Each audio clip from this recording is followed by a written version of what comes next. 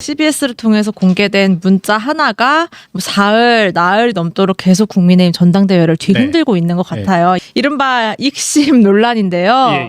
김건희 여사의 문자가 지금 화제가 되고 있습니다. 총선이 한창이던 지난 1월 자신의 명품백 수수 의혹과 관련해 사과를 하고 싶다는 내용으로 한동훈 당시 비상대책위원장에게 문자를 보낸 겁니다. 어쨌든 대국민 사과라도 하겠다. 한 위원장님 뜻대로 하겠다라면서 문자를 보냈고요. 여기에 한 위원장은 답하지 않았습니다. 또 어제 5개의 김 여사 문자를 더 공개했어요. 미안하다, 죄송하다, 대통령에게 전화를 해보시면 어떤가. 그리고 회계사님 이름도 언급이 됩니다. 김경률 극단 워딩에 가슴이 아팠지만 한동훈 위원장 다양한 의견을 이해하려 합니다. 사과 필요하면 하겠습니다. 라고 줄줄이 이제 이게 얘기가 됐고 이제 제가 설명을 했는데요. 한 위원장의 답은 없었던 걸로 이제 파악이 됩니다.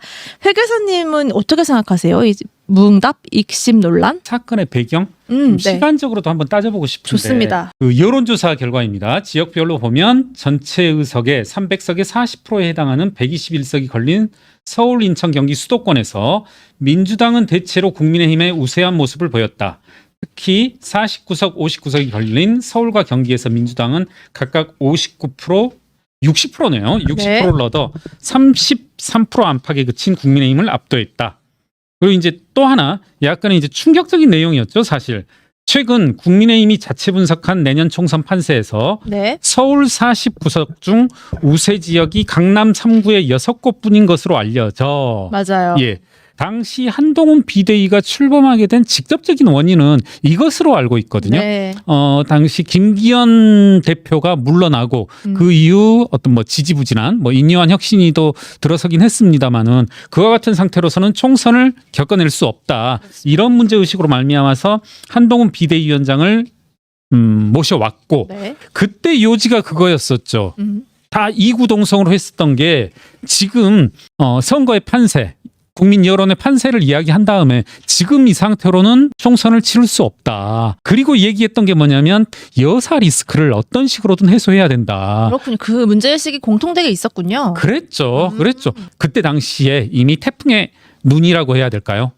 잠잠하게 잠복돼 있었지만 크게 전국에 이제 불안 요소로 작용할 그런 요인이 되었었죠. 맞아요.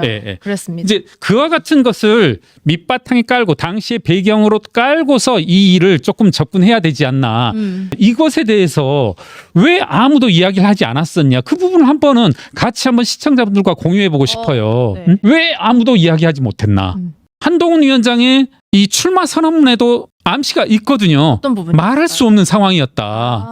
그 이제 소위 말하는 마리 앙뚜아네트 비유 이전에도 그랬었고 실제 이걸 처음 말했을 때 이후로 저에 대한 정말 어마어마한 공격이 있어 왔거든요. 실제 말에 제가 이루 말할 수 없는 그런 것들이 이제 말하지 못하는 이유가 됐었던 거죠. 이런 것들을 이제 빼놓고서 지금 어떤 사안의 일단만을 가지고 와서 마치 한동훈이 사과하는 것을 막았다. 여사는 사과하려고 했으나 이건 좀 말이 안 된다. 그때 했던 얘기가 그거예요. 요지는 그겁니다. 사과를 하고 인정하는 순간 저쪽에서는 이제 보다 더 크게 이 사안을 부풀려서 탄핵으로 가게 될 것이다. 아니 그러면 그때 그렇게 주장했으면 지금도 그와 같이 이야기를 해야죠. 지금 와서는 또 한동훈이 사과를 막았다. 이렇게 말하는 것은 좀 아니다. 이 사안을 보면서 지난 목요일인가요? 이걸 보면서 우리도 이제 2주 전에 했던 방송에서 제가 무엇을 이야기했었냐면 과거 지금 이제 제가 첫 번째 방송 이전에 있었던 한동훈의 자문그룹이 있다. 이 이야기를 했었고 이런 비슷한 일 금방 또 나올 것이다. 이 패턴 그대로 또 나올 것이다라고 예언했었는데 지금 이것도 그 패턴 그대로거든요. 나경원, 홍준표 모두가 나서서 이것을 이제 보다 크게 이야기하고 있는데 굴리고 있죠. 그러면서 이제 이걸 또 받은 극우 유튜버들은 상당한 인신공격의 재료로 삼고 있고 이걸 이제 어떤 본인들 스스로 반전의 계기로 삼으려는 그런 것들을 하고 있는데 너무나 고색창연하고 이러면 안 된다. 지금 이것도 보면은 저는 국민의힘의 당권이 지금 한동훈 후보가 앞서 나가니까 어대안이라는 이야기가 나오고 자칫 이게 1차 투표에서 제대로 해보지도 못하고 당권이 한동훈 후보에게 갈 것 같으니까 야 이거 지금 우리 당 앞으로 국민들에게 어떻게 비춰질지 그런 건 생각하지 말고 우선은 막 허물어 내는 거죠. 그래서 약간 중도 성향의 진지한 성향의 지지자들 이런 사람들 야, 나 이거 투표 안 해.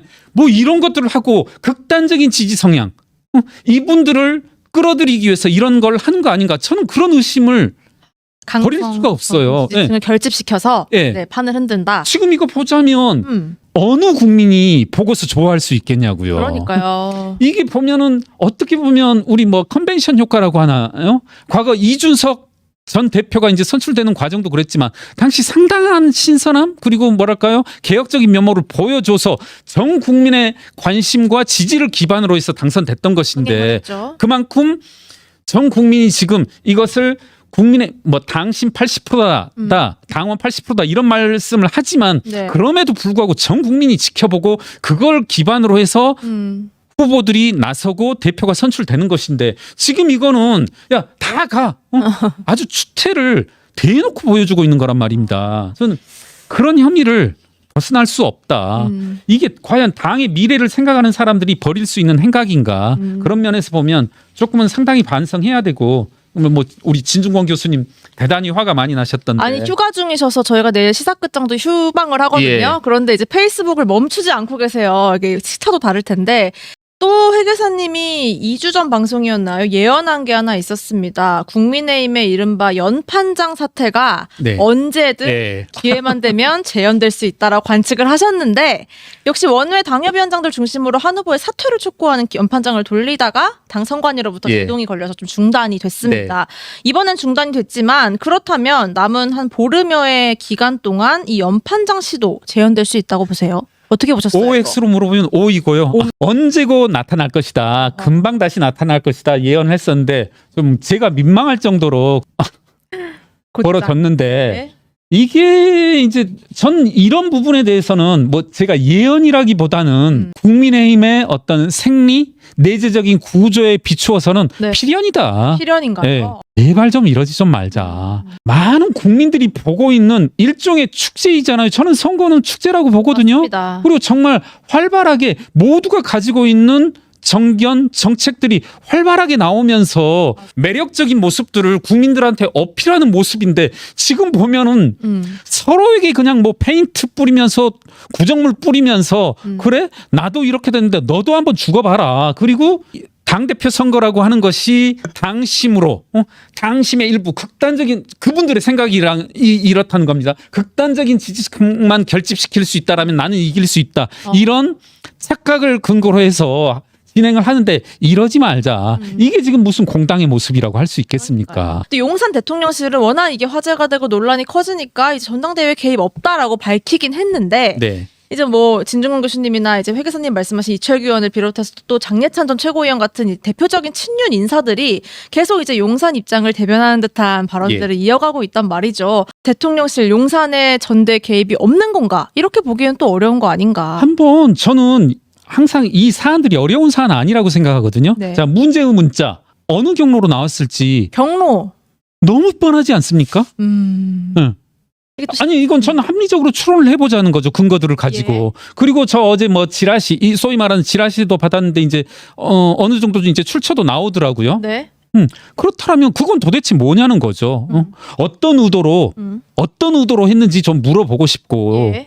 레거시 언론에 대한 폄훼일 수도 있지만은 보수 언론을 레버리지로 삼았지만 이제는 그거조차 되지 않으니까 사실은 지금 뭐 많은 사람들이 한편으로 욕하는 뭐 조중동 하는 사람들이 오히려 가장 중심을 잡고 있고 네. 지금 소위 말하는 유튜버들이라든가 이런 찌라시에 근거해서 레버리지 삼아가지고 계속 반복적인 이런 공격들을 하는데 정말 좀 어처구니가 없다.